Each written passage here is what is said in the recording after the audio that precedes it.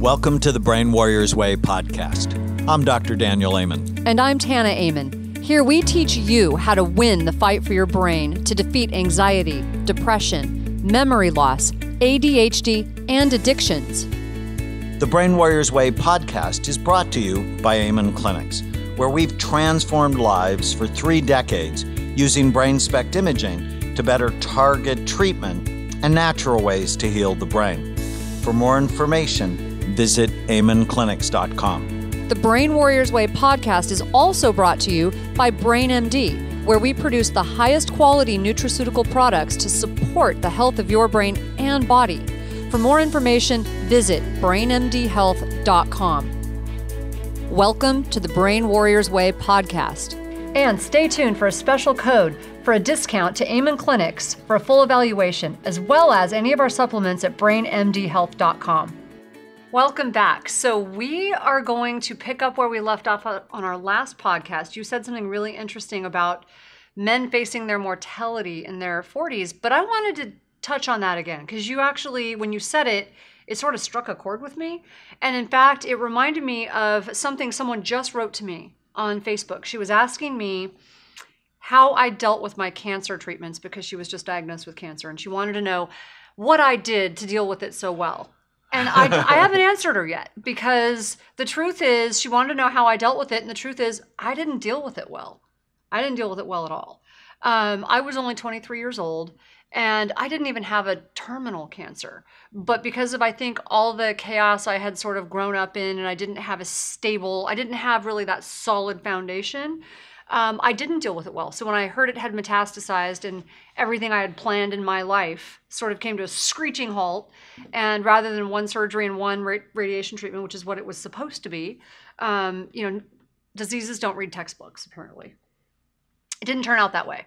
And so I went into this very deep depression, and I mean like really bad depression. Couldn't get out of bed, and everything just started to sort of unravel. And no one sort of prepared me for the onslaught of medical issues that would come along with that simple diagnosis that I thought was, when they told me, oh, this is one of the better cancers to have if you're going to have cancer, whatever that means. I took them at their word. And so I'm like, oh, I'm going to get this done and I'm going to be back on track in a couple months. Well, that didn't happen. And when that didn't happen, it threw me just for a complete loop and I got really depressed. But after I went through that depression, I could not get out of bed.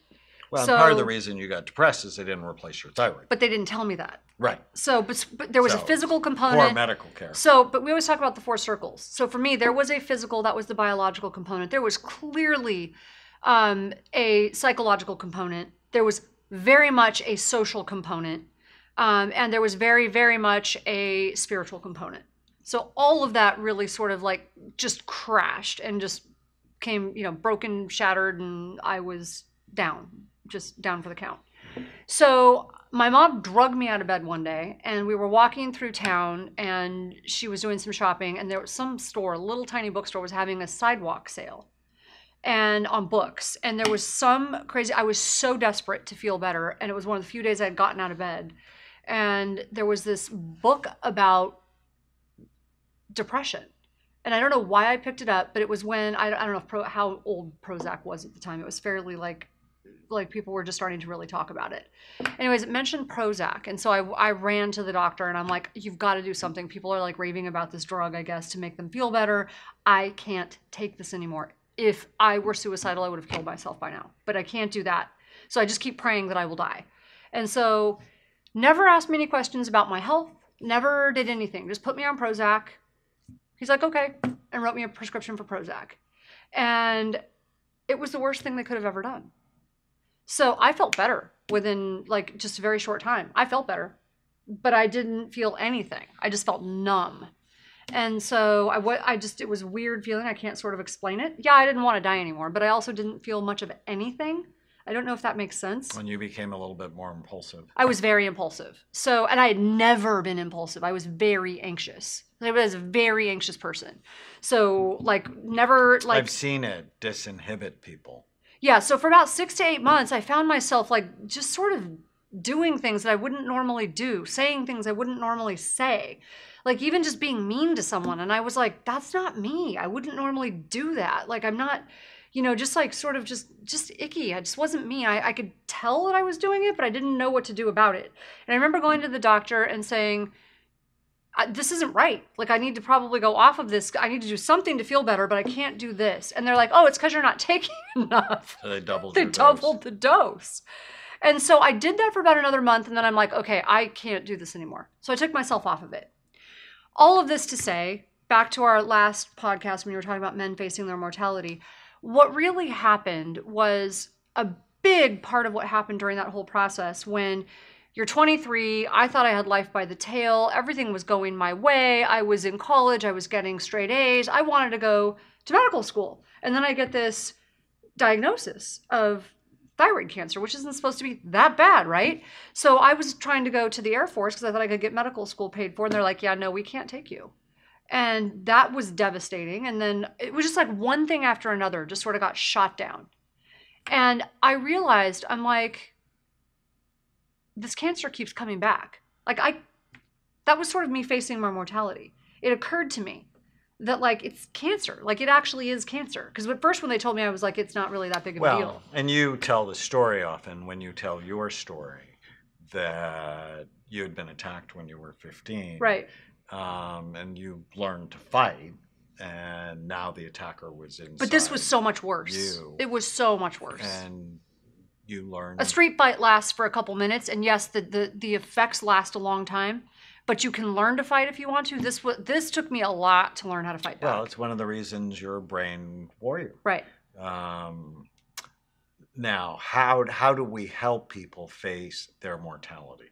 All of us die, and some cultures, they are grateful for that. Right. And they want death in the right way. And if people seen Grumpy Old Men, I know that dates me, but Walter Matthau and Jack Lemmon, it was a fabulous movie. And they talk about how all of their friends, their older guys, are dying and how they want to die. Right. It has to do with your belief system. Yes. About, well, what happens after I die? So why am I here on the planet? Am I here by random chance? That it all happened by an unintelligent creator, if you will. And when I'm dead, that's it. I go on through my kids or my grandkids, which for many people is scary. Or is there something afterwards? And when I was 21, I was 21. I read a book by Ray Moody. It's called Life After Life. My mom read that. It's a book about people who have near-death experiences. And, well, what happens in that in-between state when you're medically dead, but then you're brought back? And there is incredible similarities between what happens to people. And for whatever reason, for me, it gave me a sense of peace about death. I mean, I've always, been a religious person, a spiritual person. And so it's just part of who I am that I don't think this is it. But that sort of matters, I think, for a lot of people. Yeah, and I think everybody handles it differently. And probably me saying this is going to upset some of our listeners. And that's okay, because you're going to handle it your own way. But I was very young and struggling a lot. But when this all happened to me, I took myself off the medication, and I just knew something had to change. I didn't know what had to change. I was really searching. Something had to change. So the first thing I did was, all right, I'm going to go to church, because I didn't know what to do, right? I'm going to go to church. So I had this friend who went to church, and she was so amazing. And I'm like, I don't know what's wrong with her, but I need whatever it is she has, because she's just different. So she took me to church, and there was something that was said in church, and it struck me. And it wasn't even a religious thing, but what was said struck me. He said, look, everyone's dying. We're just dying at different paces. We're dying at different rates. And I don't know why that hit me, but I was like, I've been feeling sorry for myself because of this like big C label that I got, right? I've been feeling sorry for myself because my life sort of fell apart and I'm only 23. And then it struck me, I'm like, well, hell, we're all dying. My number just like got called a little earlier, and it didn't really get called. It just was a wake-up call. So I faced my mortality a little bit sooner than a lot of people do. And I'm like, but everybody goes through this at some point. So what I saw it as was almost a gift in that moment. Because I'm like, by me being able to see this early, I can do something important earlier. So right. That you can live more in the moment, because you never know how many moments you're going to have. I made a decision. And people go, oh, well, this isn't fair. But babies dying isn't fair. When I was an intern at Walter Reed and I was on the oncology ward and a 16-year-old boy I was taking care of died, okay, that's not fair. No, I used to sit as a nurse with this little 16-month-old in my lap every day charting, and I came in one day and he wasn't there. That's not fair. Okay, I can't explain it. But as you often say, fair is a place with bad food and farm animals. I don't know why stuff happens, but I do know we can make sense of it in our own way and we can use it for good. But what happened was, when that happened for me, I made a decision in that moment. I don't know why this is, but I'm going to use it somehow for good. I knew I would write a book. I told myself I was going to do something to use whatever tragedy had happened. And speaking about things, my own ickiness was hard, but I knew at some point I was going to try to help people with it. And so facing your mortality is hard, but I think if you can turn the pain to purpose, it's a really important thing. So however you do it, finding a way to turn pain into purpose. And then if you know you're going to die, this moment that you're in right now while you're listening to this, it becomes more special. It becomes more important. And you and I often say to each other when we're fussing about whatever, does this have eternal value? Will this matter in the grand scheme of things? Right. And it helps you be more present. And that's what we would want for you. Now, clearly, there are things that you can do to bring on your early death by not paying attention to your health. But if you love your life, if you love your wife or your husband and your mission, it's the whole reason we created the Brain Warriors Way, because we know it's a war. But, like with all warriors, we also know everybody's going to die.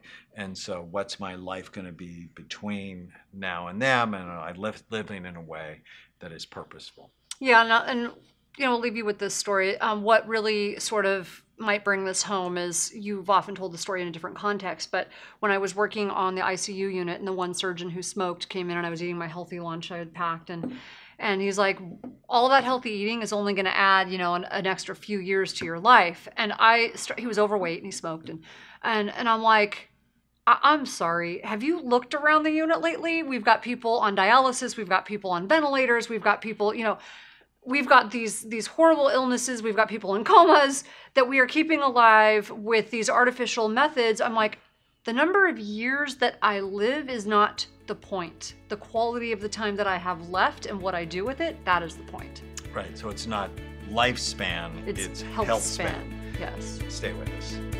Use the code podcast10 to get a 10% discount on a full evaluation at amenclinics.com or on our supplements at brainmdhealth.com.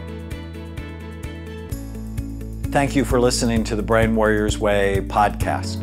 Go to iTunes and leave a review, and you'll automatically be entered into a drawing to get a free signed copy of the Brain Warriors Way and the Brain Warriors Way cookbook we give away every month.